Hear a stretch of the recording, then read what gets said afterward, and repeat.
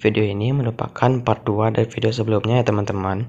Jadi bagi teman-teman yang belum menonton part 1-nya, silahkan ditonton dulu sebelum melihat part 2 ini. Part 2 kali ini kita melanjutkan materi part 1 yang yaitu laporan keuangan perusahaan dagang yang dipersembahkan oleh Muhammad Rafli Adriansyah. Sebelum itu kita harus melihat data isinya terlebih dahulu atau apa yang akan kita bahas pada video kali ini. Yaitu yang pertama tentang rekonsiliasi bank, jumlah penyesuaian, dan neraca lajur. Rekonsiliasi kas ke bank adalah proses pencocokan dan penyesuaian antara saldo kas yang tercatat dalam buku besar perusahaan dengan saldo yang tercatat dalam laporan bank atau rekening koran. Proses ini bertujuan untuk memastikan bahwa semua transaksi kas telah diperhitungkan dan tidak ada perbedaan antara catatan internal perusahaan dan laporan bank. Selanjutnya kita masuk ke rekening koran. Pada rekening koran ini diberikan kepada yang terhormat Ude Rafli, yaitu kepada perusahaan kita dari Bank Mandiri Bukit Tinggi dengan nomor rekening 123-4-5-678901-2 dengan mata uang rupiah. Rekening koran ini merupakan laporan yang diberikan oleh bank kepada perusahaan kita.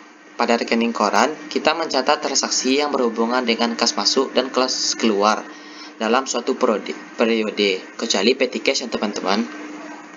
Karena perusahaan kita menggunakan cek pada semua transaksinya, yang nantinya kas kita nantinya keluar masuknya langsung dengan rekening bank, kecuali petty cash. Karena petty cash kita gunakan ketika pembiayaan di bawah 1 juta ya teman-teman, jadi tidak masukkan ke rekening koran. Nah, masuk ke transaksinya pada tanggal 1 Desember 2025 kita ambil dari neraca saldo awal yang lalu kita pindahkan ke rekening koran. Lalu kita masukkan semua transaksi kita yang berhubungan dengan kas, lalu kita pindahkan ke sini. Nah, dapatlah hasil akhirnya di sini 90.433.125 rupiah. Yang nanti saldo balance-nya ini nanti harus sama dengan saldo di buku besar kas ya teman-teman.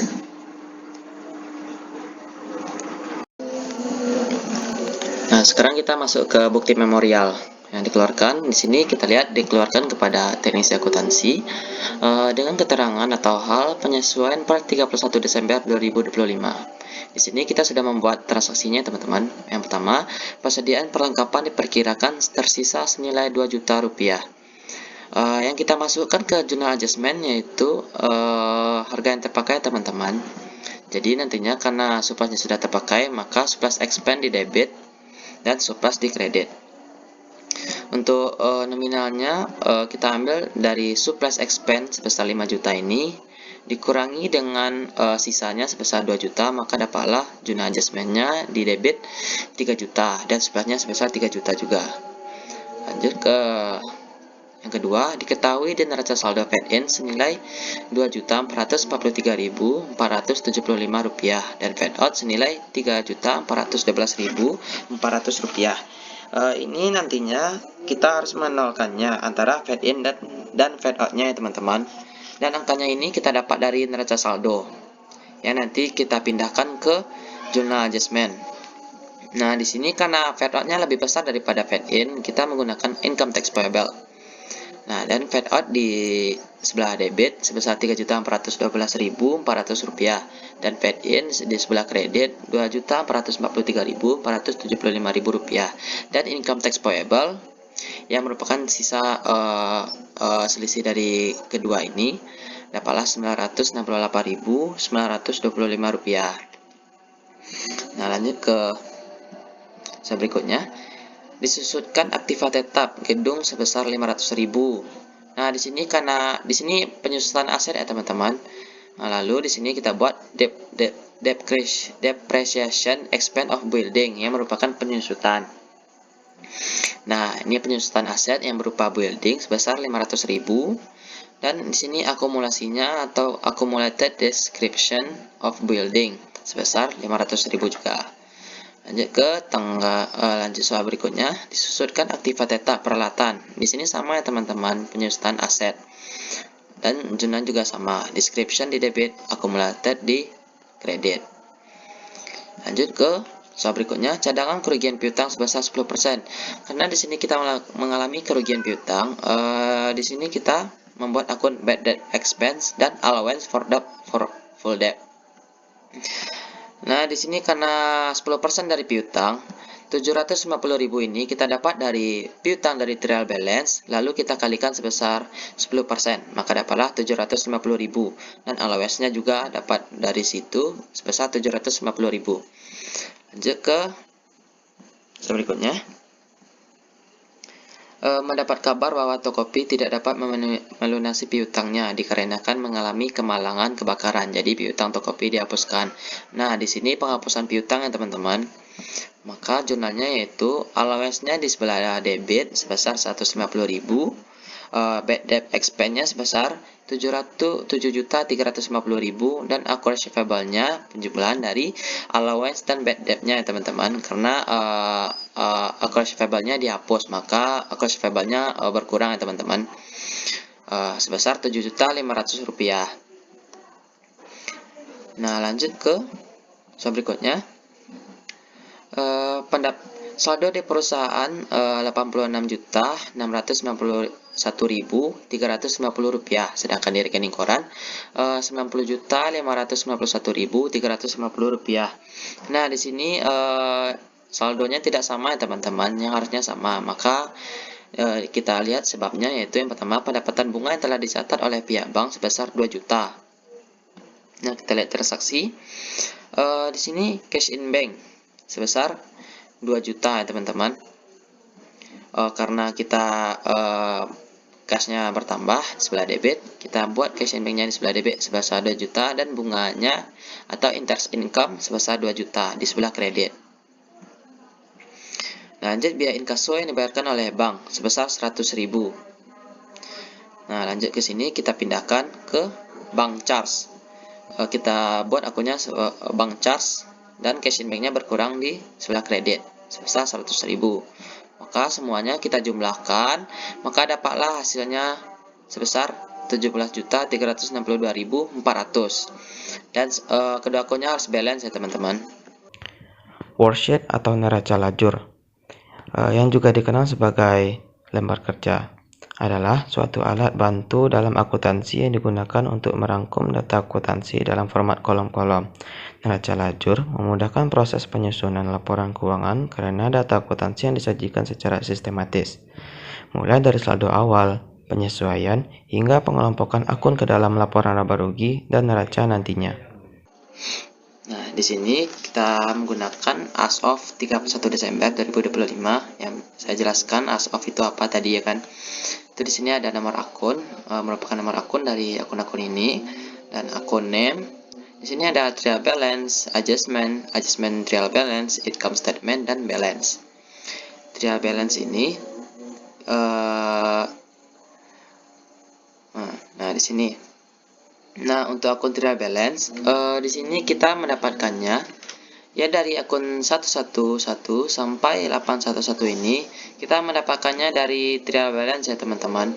Kita tinggal memindahkannya saja ke sini dengan menyalinya, lalu pindahkan ke sini. Lalu ke adjustment journal, lalu ke adjustment. Ini kita dapatnya dari adjustment journal ya teman-teman. Dan akun-akun yang di bawah ini kita dapatnya dari adjustment journal juga. Nah, kita pindahkan ke adjustment di sini. Nah, selanjutnya adjustment trial balance. Ini merupakan penyesuaian setelah penambahan atau pengurangan dari trial balance dan adjustment. Nah, di sini misalnya satu petty cash, karena tidak ada adjustmentnya, penyesuaiannya, maka di sini langsung dipindahkan 800. Kalau di sini cash in bank, di sini karena ada penyesuaiannya, maka trial balance di sini 86.533.125 rupiah. Kita tambahkan dengan adjustment atau penyesuaian sebesar 1.900 rupiah. Maka di adjustment trial balance menjadi 88.433.125 rupiah. Nah, di Di sini kita tambahkan dan kurangkan saja ya teman-teman. Maka dapatlah jumlahnya di sini. Jika tidak hati-hati dalam penjumlahannya ya teman-teman, karena di sini juga sering terjadi kesalahan walaupun nampaknya hanya melakukan pengurangan dan penjumlahan saja. Namun di sini sering terjadi kesalahan sehingga tidak balance di hasil akhirnya. Nah, di sini ada income statement. Di sini merupakan income statement ini merupakan laba atau rugi. Di sini pada akun debit merupakan untuk akun beban dan sebelah kredit ini untuk akun pendapatan. Nah, di sini yang masuk ke income statement merupakan akun pendapatan, akun expense saja atau beban. Misalnya dari 411 sampai 1811. Dan 911 juga terakhir teman-teman. Nah, semua itu kita salin ke sini. Baik yang sudah dijumlahkan ini, adjustment trial balance ini yang sudah kita jumlahkan, kita pindahkan ke income statement, pendapatan dan beban tersebut. Kita pindahkan ke sini untuk debit untuk beban dengan kredit dan pendapatan. Nah, di sini kita jumlahkan, maka dapatlah di debit Rp26.790.110 dan di sebelah kredit atau pendapatan Rp23.800.000. Nah, di sini tidak balance ya teman-teman, karena tidak harus balance ya teman-teman. Nah, di sini tersisalah selisihnya sebesar Rp2.950.110. Nah, di sini kan bebannya lebih besar daripada pendapatan ya teman-teman. Berarti ini kita mengalami kerugian pada perusahaan kita sekarang. Nah, lanjut ke balance.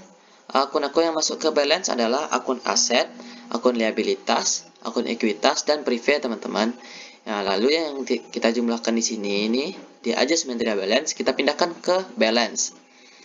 Nah, setelah kita pindahkan, kita jumlahkan seperti income statement itu. Kita jumlahkan, maka dapatlah jumlahnya segini. Lalu selisihnya sebesar Rp2.950.110. Nah, jika akun atau nominalnya sama, ini kan sama ya teman-teman ya, Rp2.950.110. Nah, jika sama berarti kita sudah benar dalam penghitungannya ya teman-teman. Nah, di sini kita mengalami kerugian. Nah, lalu kita jumlahkan, kita turunkan ke bawah Rp26.750.110 kita akan turunkan. Lalu ini kita jumlahkan agar balance. Lalu kita jumlahkan agar balance dengan kreditnya. Terima kasih kepada teman-teman yang sudah menonton video part 2 kali ini. Untuk laporan keuangan selanjutnya akan kita sambung ke part 3. Terima kasih. Assalamualaikum warahmatullahi wabarakatuh.